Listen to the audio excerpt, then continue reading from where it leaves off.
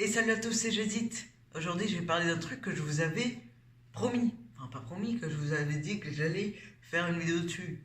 Le fameux Galaxy Fold. Mais au moment où je voulais la faire, où j'étais en pleine écriture de vidéo, qu'est-ce qui se passe? Le Mate X sort, est présenté. Et je me suis dit, faisons un versus, n'est-ce pas? Allez, Galaxy Fold vs Mate X. Commençons par parler des caractéristiques des différents smartphones pliables, non? Allez, Galaxy Fold. Le Galaxy Fold a deux écrans.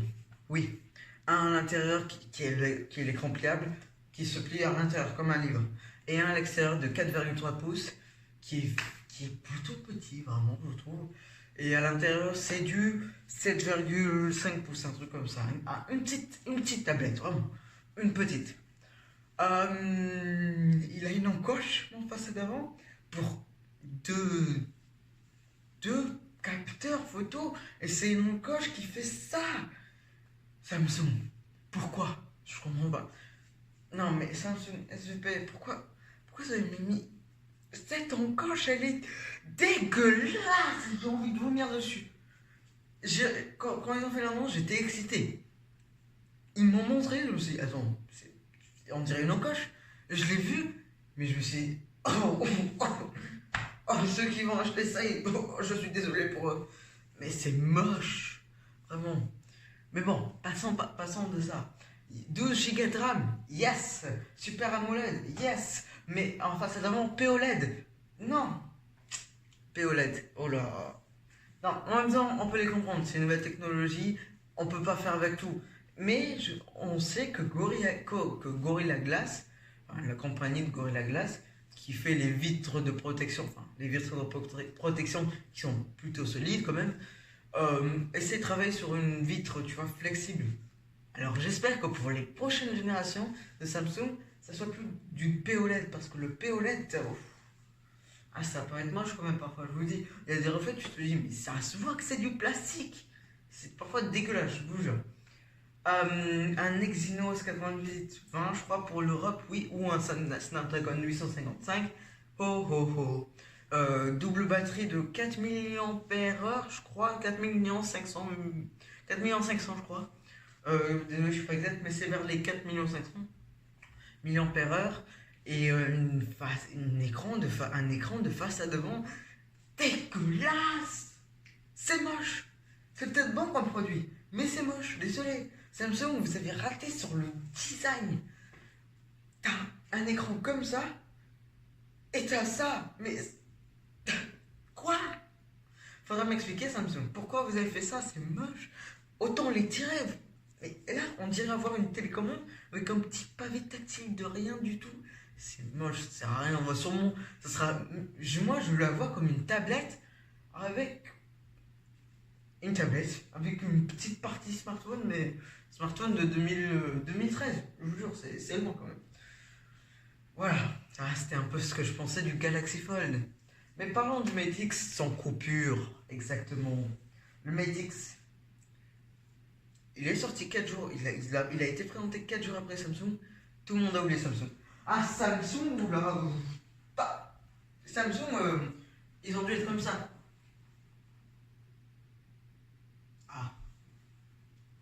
On va mourir. Non, mais vraiment, parlons du Huawei Mate X, sérieusement. Il est beau, franchement. Je ne m'attendais pas à une claque pareille du Mate X. Je me suis dit, ok, un smartphone pliable. Il sera peut-être un peu mieux que Samsung, j'espérais. Mais non, ils ont fait carrément mieux en termes de design, je parle bien. Alors, le Mate X a un écran qui se plie. Ici, c'est l'écran, comme ça. Il y a des défauts et des qualités pour ça. Premièrement, en termes de qualité, c'est que déjà tu as un écran, ça devrait coûter moins cher. On va parler des prix aussi après, c'est normal. Voilà, ça permet ça. Et en fait, sur la droite, là je regarde mon écran, en fait il y a comme une manche qui permet de le prendre sans problème, c'est hyper cool. C'est en même temps un truc de praticité et en même temps un truc pratique pour nous et pour le constructeur. Il a, quand il se courbe, ça fait presque 180, pas comme le Fold qui fait, il y a un trou, vous voyez les Book 2, enfin les Surface Book de Microsoft, c'est à peu près la même chose, il y a un trou entre eux. Mais voilà, après ça on n'a pas crié dessus, vraiment, c'est bizarre. Mais du coup ça permet d'avoir presque un 180 degrés de fermeture, ce qui est plutôt bien.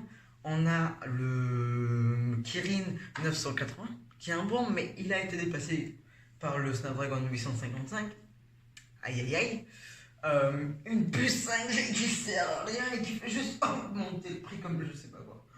La 5G, Huawei, il aurait pu le vendre pour 1500 euros, enfin 1500 dollars je crois, mais ça aurait tué Samsung. Pourquoi proposer de la 5G là-dedans? Autant mettre plus de mémoire vive. Là c'est 10 gigas je crois. Pourquoi pas mettre 12 à la place de cette place pour la 5G? Non mais je comprends pas.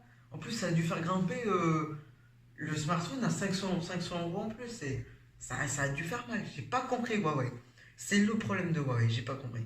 4300 millions par heure, mais ça coûte 2000. Enfin, 2300. Ouais. Ils auraient pu le vendre à 1700, je crois, même peut-être moins s'ils auraient fait quelques trucs en plus. Mais Huawei, pourquoi? Pourquoi proposer un smartphone déjà plus cher? En plus, avec une puce 5G qui fait augmenter le prix de son nom 500 euros. Pourquoi? Pour avoir un truc qui n'est pas encore fini partout, autant proposer une version 5G et une version non 5G, comme le Samsung. Vous aurez tout gagné, Huawei. Il me regarde pas, mais il devrait.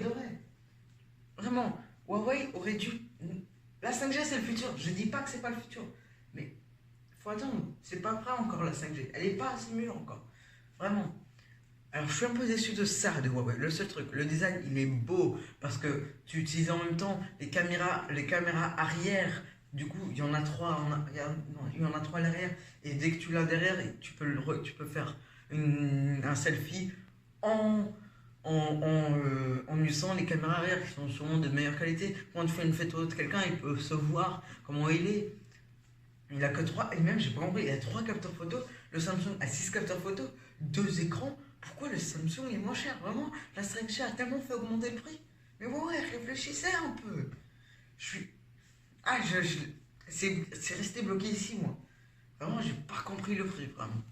Mais le Huawei est mieux en design, le Samsung est mieux, pas en logiciel, mais en termes de prix, qualité, prix, vraiment. C'est mieux, désolé, POLED comme toujours pour le Mate X, mais niveau design, Huawei, niveau pas logiciel, mais je sais pas comment on peut appeler ça. Oui, on peut appeler ça logiciel, mais plus caractéristique, voilà. Design pour Mate X, Huawei Mate X, et caractéristique pour le Samsung Galaxy Fold, qui est moins cher et a plus de stockage, a plus de mémoire vive. Oui, parce que le Galaxy Fold, il a 1 Tera de base. Le Mate X, il a 512 Go. Mais Huawei, je suis perdu un peu dans ce truc, vraiment. Huawei aurait pu défoncer Samsung. Mais ils ont presque perdu la bataille, quoi. Ils l'ont pas perdu, mais ils ont perdu la manche 1. Même si en termes de design, vraiment c'est une égalité, je trouve. Design Huawei, comme j'ai dit, et le caractéristique Samsung. Mais bon, qu'est-ce que je voulais dire? Passons juste à la conclusion, j'en peux plus, moi. Juste pour clarifier les choses, le Mate X est hyper bon. Le problème, c'est son prix. Et je comprends pas. Désolé de ma rage. Au revoir. En fait, en gros, je ferai un mélange de Mate X et de Galaxy Fold. Ah, mais non, je vous conseille rien, vraiment. Ni le Mate X, ni le Fold. N'achetez rien. Attendez la deuxième génération qui sera beaucoup mieux. Et oui, je bois rien. Je fais exprès. Parce qu'il paraît que c'est stylé. Mais bon, n'achetez rien, vraiment. J'aimerais... C'est compliqué en fait. Achetez. Si vous êtes riche, achetez. Si vous avez 100 000 euros dans l'eau, allez, achetez. Vous savez pourquoi je voudrais que si vous avez beaucoup d'argent, que vous l'achetiez?